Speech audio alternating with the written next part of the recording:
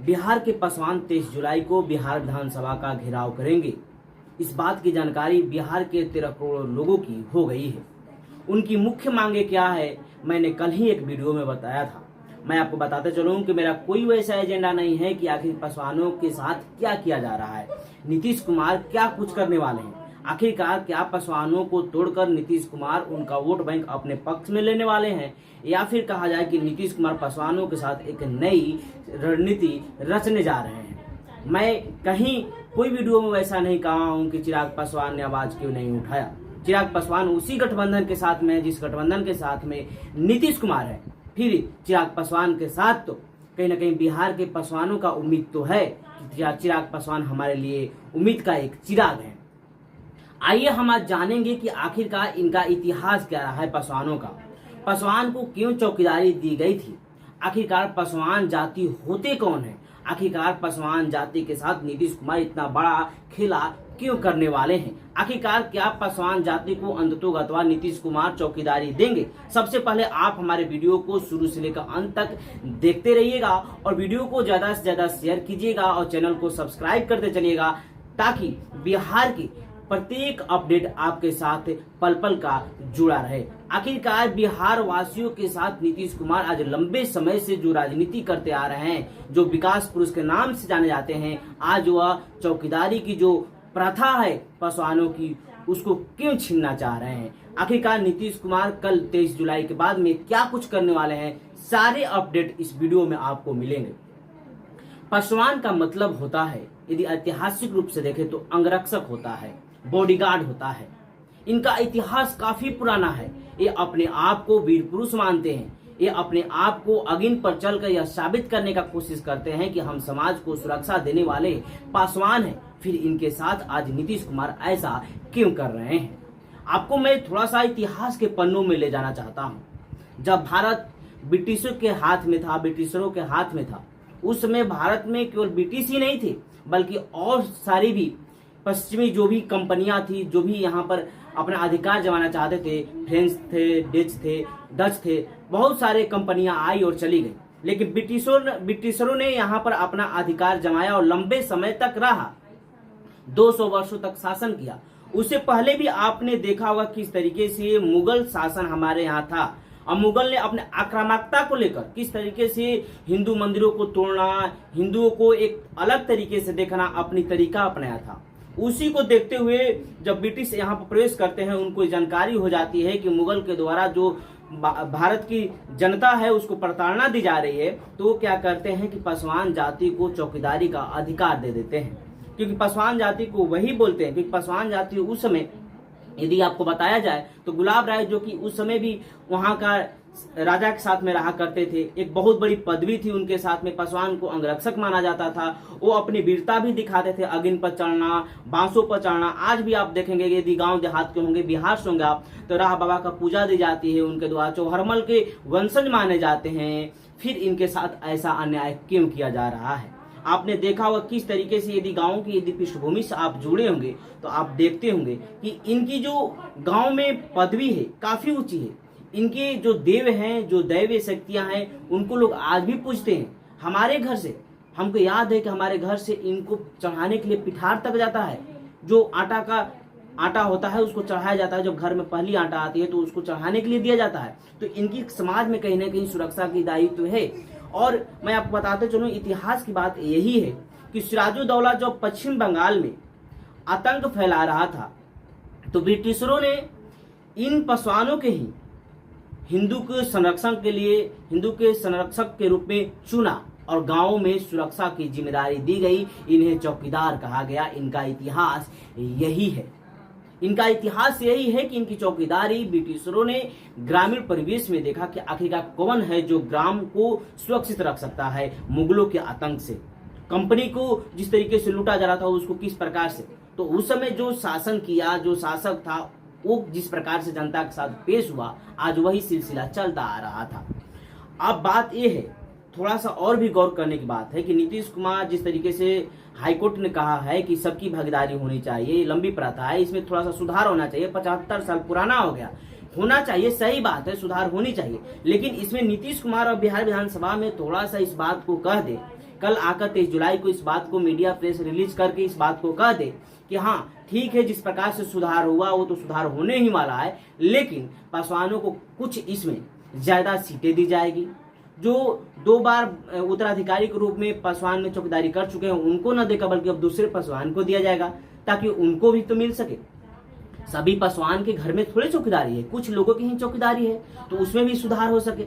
इन तमाम मुद्दों पे यदि नीतीश कुमार बात करते हैं तो कल बात सकारात्मक तरीके से हो सकती है।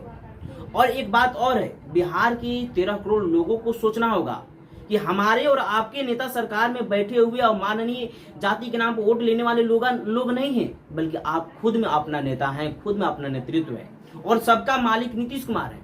इसमें बिहार के सबका मालिक नीतीश कुमार है। नीतीश कुमार की जिम्मेदारी बनती है कि उनके जनता के साथ जो कार्य हो रहा है उन पर वह आगे आए और इस बात की पुष्टि करें कि हम जो हैं आप सभी के लिए हैं, हम सभी व्यक्तियों के लिए हैं, और पासवान के साथ अनहोनी नहीं होगा, बल्कि चौकीदारी उनके पास में ही जाएगी। बात है कुछ सुधार की, बात है कुछ रिफॉर्म की, तो रिफॉर्म किया जाएगा जिसमें सभी की भागीदारी होगी, सबकी भागीदारी होगी। यदि नहीं होता है तो हमारे यहाँ नौकरी की, रोजगार का क्रिएशन क्यों नहीं करते हैं? एक यही चौकीदारी थोड़े है, और भी दूसरा कुछ हो सकता है।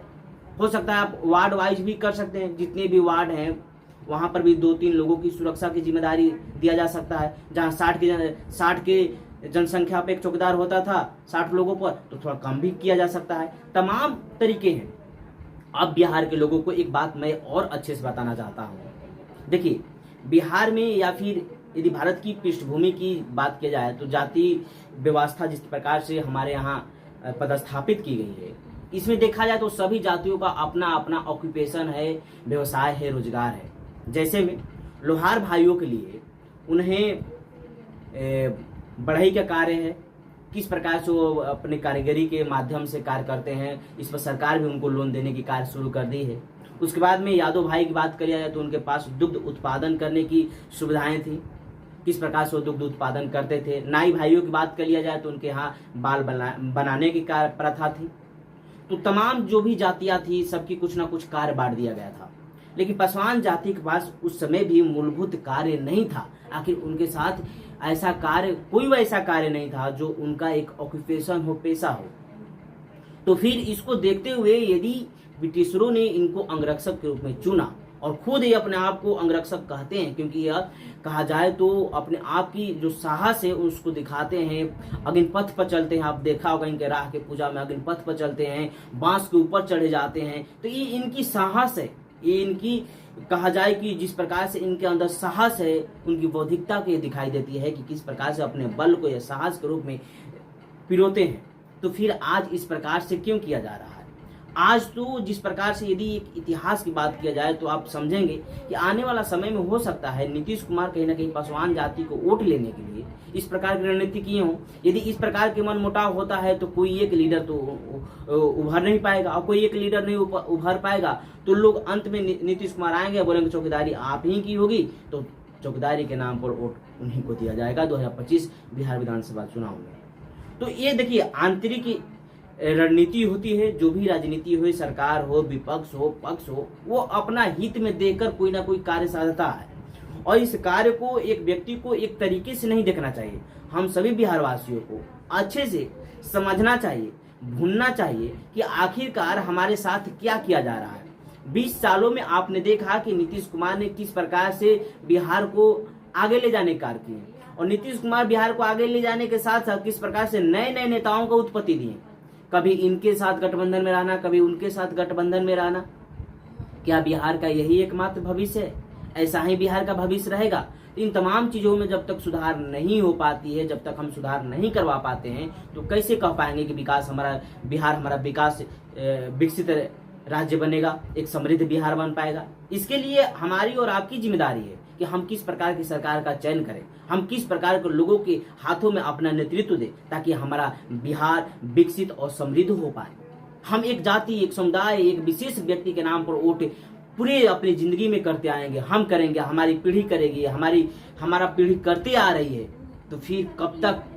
आज आप सड़क पर हैं, कल कोई और सड़क पर होगा। तो इन सड़क पर जो इस तरीके से हम अपने मांगों को लेकर खड़े होते हैं, लोकतांत्रिक व्यवस्था में तो सही है कि हम मांग को लेकर खड़े होते हैं, लेकिन एक व्यवस्था आपको भी समझने की जरूरत है कि हम वैसे व्यक्ति के हाथ में क्यों ना बिहार का नेतृत्व सौंपे 2025 में, ताकि वह सभी की कार्य करे, सबकी बात करे। आज जब चौकीदारी ही आपको दिखाई दे रही है, इस प्रकार की जो त्रासदी आपने फैला रखा है बिहार में, जिस प्रकार से कि किस प्रकार से बिहार के पासवान सड़क पर आ गए हैं। अब 23 जुलाई को सरकार को जवाब देने की जरूरत है। जवाब उस समय देने की जरूरत है जब बिहार विधानसभा का घेराव पूरे पासवान पूरे बिहार के 38 जिला से पहुंचकर पटना में करने वाले हैं। सरकार दे जवाब, आखिर वो ऐसा क्यों कार्य की सरकार। जब एक जाति विशेष पर भारतीय सैनिक व्यवस्था में, भारतीय मिलिट्री में जब रेजिमेंट हो सकता है, तो फिर इस प्रकार की जब व्यवस्थाएं थी पहले से, तो इसमें सुधार जरूरी है। 75 साल के पहले की शासन में सुधार होने की जरूरत है, लेकिन एकाएक आप किसी की रोजगार दिए बिना उसके रोजगार छीन ले रहे हैं, एक गलत है। आप चौकीदारी मत दीजिए उन्हें, सही है। चौकीदारी के स्थान पर जिनके घर में चौकीदारी थी, जो अधिकारी हैं, उत्तराधिकारी हैं उस चौकीदारी का, उनके लिए कोई रोजगार का दूसरा ऑप्शन तो दे दीजिए। तब वो देखिए, यदि उनके घर में कोई आईएएस बन जाता है, कोई आईपीएस बन जाता है, तो क्या वो आपका चौकीदारी करने आएंगे? नहीं आएंगे। यदि उनके घर में अच्छे एजुकेशन हो जाता है, कोई प्रोफेसर बन जाता है, तो क्या वो आपके चौकीदारी करने आएंगे? नहीं आएंगे। फिर आप कीजिए ना डिफेंस सिस्टम, जिस प्रकार से बिहार पुलिस में भर्तियां लेते हैं, जिस प्रकार से ऑल इंडिया के मिलिट्री का भर्ती किया, तो उस प्रकार से कीजिए, कोई प्रॉब्लम नहीं होगी, कोई समस्या नहीं होगी। लेकिन एकाएक आप नोटिफिकेशन निकाल देते हैं, एकाएक इस प्रकार के कार्य कर देते हैं, जिससे कि आप देखे ही होंगे किस प्रकार से आपके साथ बिहार के पासवान अब आगे आ गए हैं सड़क पर। अब आप दीजिए जवाब, कल आपको जवाब देना होगा। 23 जुलाई को बिहार के पासवानों को जवाब देना होगा कि आखिर बिहार के पासवानों के साथ आप खड़े हैं या नहीं है। चौकीदारी किनकी होगी, यह कल का जवाब रहेगा, 23 जुलाई का जवाब रहेगा कि चौकीदारी किनकी है और किसकी रहेगी। क्योंकि चौकीदारी में हिस्सेदारी की बात किया जाए तो सबसे अधिक हिस्सेदारी कहीं ना कहीं बिहार के पासवानों की है। बल्कि बिहार के पासवानों के साथ ही नहीं ऐसा है, बल्कि उत्तर प्रदेश हो, झारखंड हो, सभी जगह चौकीदारी को जो जिम्मेदारी है वो बिहार के पासवान और उत्तर प्रदेश के पासवान और झारखंड के पासवान के पास ही है। तो फिर ये सब क्यों किया जा रहा है? हाँ, इसमें सुधार हो, मैं बार बार कह रहा हूँ कि इसमें सुधार हो, लेकिन उसके पैरेलल, उसके समानांतर कोई दूसरी रोजगार क्रिएट कर दीजिए। वहां बैठे हुए लोगों को वहां ले जाइए, उसके बाद में आप उस चौकीदारी व्यवस्था में सबकी भागीदारी की जो हिस्सेदारी है उसको दीजिए। एक अच्छी पहल है, सबकी भागीदारी होनी चाहिए। वो सब लोग चाहते हैं कि हम इसमें हिस्सा ले, क्यों नहीं। ग्राम सेवक है, ग्राम रक्षा दल है, इनका क्या हुआ? इनके साथ भी यही सुलूक है। ये भी कई वर्षों से आंदोलन करते आ रहे हैं, नहीं हो पा रहा है। पहले एक डिस्ट्रिक्ट लेवल पर था, जिस प्रकार से चौकीदारी में कि वीआरएस लेने के बाद लोग जाते थे, डीएम के पास एक फॉर्म अप्लाई कर देते थे और डीएम उसके उत्तराधिकारी को अधिकार दे देता था वो गांव का संरक्षण करे। तो जब गांव का संरक्षण करने की पूरी जिम्मेदारी बिहार के पासवानों को दी गई थी, उत्तर प्रदेश के पासवानों को दी गई थी, तो एकाएक उसे हटाने की क्या जरूरत थी?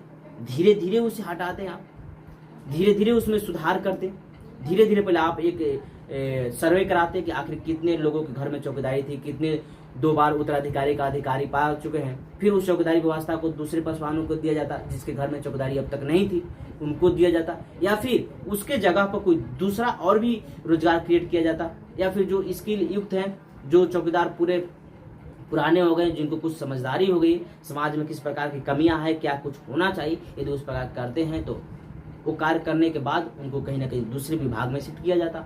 तो इन तमाम देखिए, भारत की या बिहार की बात की जाए तो बिहार की जो जनता 13 करोड़ है, उनका मालिक नीतीश कुमार है। और एक के साथ न्याय और दूसरे के साथ अन्याय हो, यह राजा का कार्य नहीं होता है। राजा का कार्य होता है सबके साथ न्याय हो।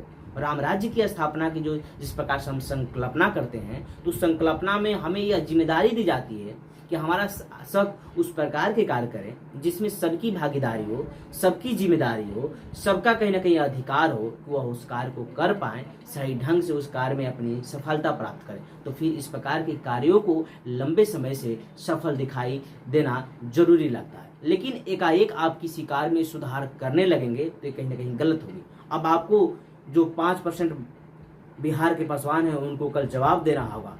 और कल आप जवाब नहीं देते हैं तो बिहार के पासवान आपको जवाब दे देंगे, क्योंकि उनमें इतनी शक्ति है, क्योंकि वह बिहार की दूसरी वो बड़ी जनसंख्या है जिनके पास वह शक्ति है कि वह सरकार को डगमगा सकते हैं।